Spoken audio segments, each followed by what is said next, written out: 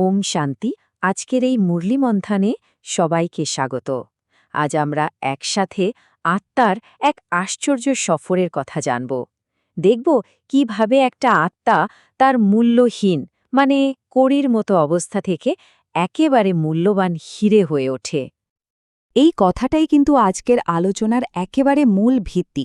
এক দিব্য পিতা এসেছেন আমাদের আত্মাদের কড়ির মতো অবস্থা থেকে তুলে হীরের মতো করে তৈরি করতে। শর্ত কিন্তু একটাই, তার দেখানো উঁচু পথে বা শ্রীমতে চলতে হবে। চলুন এই অসাধারণ রূপান্তরের জার্নিটাকে আরও কাছ থেকে বোঝার চেষ্টা করি। তবে এই রূপান্তরটা বোঝার আগে আমাদের এটা জানা দরকার যে আমরা এখন ঠিক কোথায় দাঁড়িয়ে আছি, কেন আমাদের অবস্থাকে কড়ির সাথে তুলনা করা হচ্ছে। মুরলী বলছে আমরা এক গভীর দুঃখের যুগে রয়েছি। আমরা এখন আছি কলি যুগে, লৌহ যুগে, যেখানে চারিদিকে শুধু দুঃখ আর দুঃখ। আত্মারা তাদের আসল স্বরূপ, তাদের যে পবিত্রতা, সেটাই ভুলে গেছে। অপবিত্রতা বা বিকারের কারণে আত্মার আসল যে মূল্য, সেটা একদম হারিয়ে গেছে, ঠিক একটা মূল্যহীন কড়ির মতো। এই জন্য এই জগৎকে বলা হয় রাবণের রাজ্য, যেখানে দুঃখ আর অশান্তি ছাড়া আর কিচ্ছু নেই। ব্যাপারটা জানেন, অনেকটা এরকম। খাঁটি সোনার মধ্যে যদি খাদ মিশিয়ে দেওয়া হয়, তাহলে যেমন তার বিশুদ্ধতা আর দাম দুটোই কমে যায়, ঠিক সেইভাবেই আত্মার মধ্যেও বিকারের খাদ মিশে গিয়ে তার আসল পবিত্রতা আর মূল্য হারিয়ে গেছে। তাহলে প্রশ্ন আসেই, এই অবস্থা থেকে আমাদের উদ্ধার করবেন কে? মুরলী আমাদের একজন দিব্য পথপ্রদর্শকের কথা বলে, যার পরিচয়টা এক গভীর রহস্য। কে দিব্য পথ প্রদর্শক, যাকে বাপদাদা বলা হচ্ছে? এই প্রশ্নের উত্তরটা জানা কিন্তু খুব জরুরি, কারণ পুরো জ্ঞানের ভিত্তিটাই এখানে লুকিয়ে আছে। এর উত্তর জানতে হলে আমাদের আত্মা আর পরমাত্মার মধ্যে যে মূল পার্থক্যটা আছে সেটা একটু দেখে নিতে হবে। দেখুন, প্রতিটি মানুষই আসলে এক একটি আত্মা, যারা জন্ম মৃত্যুর চক্রে আসে এবং শরীর ধারণ করে। কিন্তু পরমাত্মা কেবল একজনই, তিনি এই চক্রের অনেক ঊর্ধ্বে, আর তার নিবাস হল পরমধাম বা শান্তিধাম। আর এখানেই লুকিয়ে আছে বাপদাদার আসল রহস্যটা।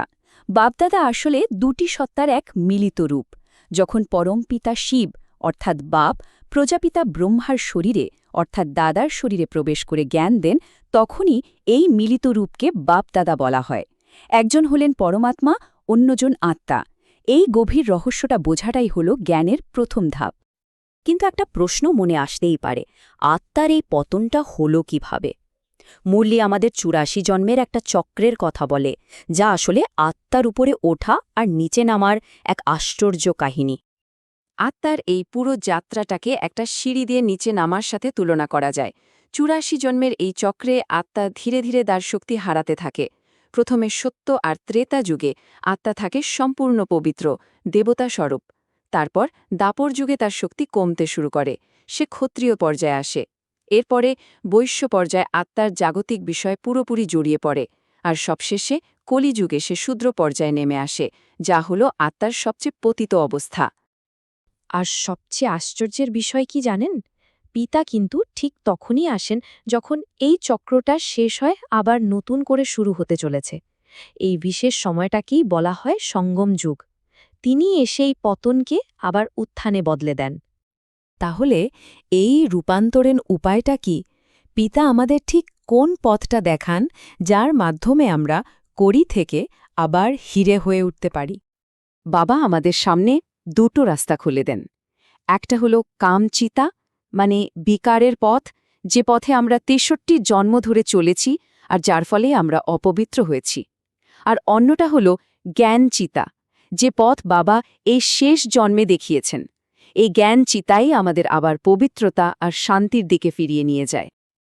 আর এই জ্ঞানচিতায় বসার জন্য বাবা কিন্তু খুব কঠিন কিছু করতে বলেন না, মাত্র দুটো সহজ নির্দেশ দেন।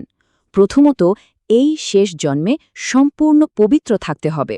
আর দ্বিতীয়ত, কেবল তাকেই এক পিতাকেই নিরন্তর স্মরণ করতে হবে। এই দুটোই হল রূপান্তরের আসল চাবিকাঠি। বাবার স্মরণ সত্যি বলতে ঠিক আগুনের মতো কাজ করে। আগুন যেমন সোনাকে পুড়িয়ে তার ভেতর থেকে সব খাদ বের করে দেয়, ঠিক তেমনি বাবার স্মরণ আত্মার ভেতর থেকে সমস্ত বিকারকে পুড়িয়ে আত্মাকে আবার খাঁটি আর পবিত্র করে তোলে। আচ্ছা, এই কঠিন পথে চলার পুরস্কারটা কি?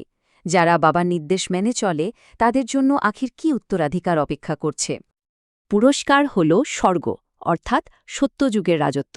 শুধু একবার ভাবুন তো, এমন একটা জগৎ যেখানে শুধুই পবিত্রতা, শান্তি আর সমৃদ্ধি, যেখানে লক্ষ্মীনারায়ণের মতো দেবী দেবতারা রাজত্ব করেন, দুঃখ বা বিকারের কোনো চিহ্নই নেই। আর প্রাসাদগুলো, সেগুলো তৈরি হীরে আর জহরাত দিয়ে।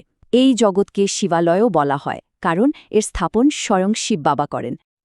আর যারা এই শ্রেষ্ঠ পদটা লাভ করেন তারা হন ডাবল ক্রাউন্ড বা মুকুটধারী। একটি হল আলোর মুকুট, যা সম্পূর্ণ পবিত্রতার প্রতীক, আর অন্যটি হল রত্নের মুকুট, যা বিশ্বের সার্বভৌমত্বের প্রতীক। এটাই হল সবথেকে বড় প্রাপ্তি। মুরলির এই একটা কথাই যেন পুরো যাত্রার সারমর্মটাকে এক জায়গায় নিয়ে আসে। বাবার স্মরণের মাধ্যমেই পবিত্র হওয়া সম্ভব, আর এই সৃষ্টিচক্রকে স্মরণ করলেই স্বর্গের মালিক হওয়া যায়। পথ এবং গন্তব্য দুটোই এখানে স্পষ্ট করে বলা আছে। আর সবশেষে আজকের জন্য যে বরদান, আমাদের হতে হবে হোলি হংস বা রাজহাঁসের মতো, যে কিনা কেবল অপরের ভালো গুণগুলোই দেখে এবং নিজের মধ্যে ধারণ করে, তাদের দুর্বলতাগুলোকে নয়। কারণ যখন আমরা একে অপরের গুণ দেখি, তখনই আমরা এক পরিবার হিসেবে আরও শক্তিশালী হয়ে উঠি। আজকের মুরলি মন্থন তাহলে এটুকুই। আশা করি আত্মার কড়ি থেকে হিরে হয়ে ওঠার এই অসাধারণ যাত্রার গল্পটা আমাদের সবাইকে অনুপ্রাণিত করবে। ওম শান্তি।